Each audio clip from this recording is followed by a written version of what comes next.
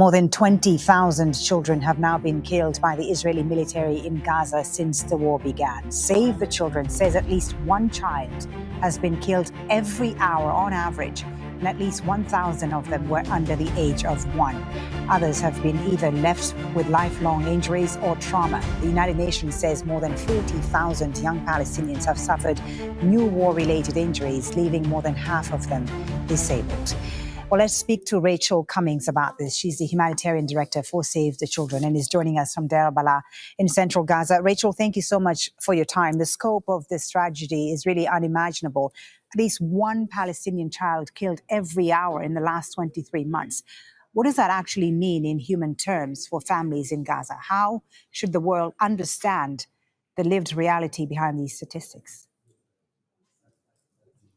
Children are facing a catastrophe in Gaza, and these new statistics, this new data is absolutely shocking, and the world should be shocked at this. One child is killed every hour. This is a preventable death within Gaza. It's absolutely shocking. And of course, the impact not only on the population of Gaza, with 2% of all children being killed since the beginning of the war, but of course the personal impact on mothers, fathers, and families is unfathomable.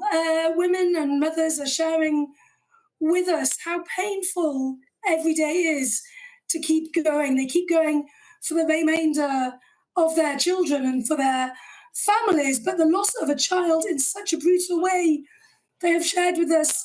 They had no opportunity to say goodbye.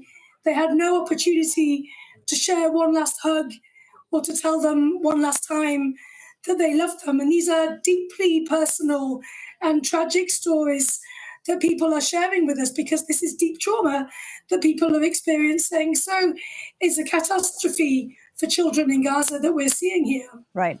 For any parent, the loss of a child is unimaginable. But as you say, to have it happen in these circumstances in such a brutal way is just undescribable. I imagine, beyond these numbers, Rachel, how do these losses affect Gaza's entire child generation? Not just, socially, but psychologically, and for the prospects of any post-conflict recovery.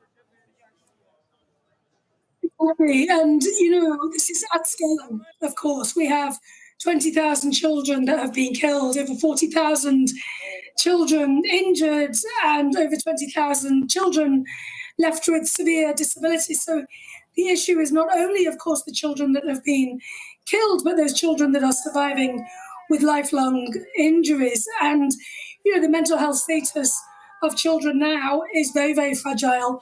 And what Save the Children does, along with our partners, is try to support children to share their emotions, to connect with other children, to allow to be children.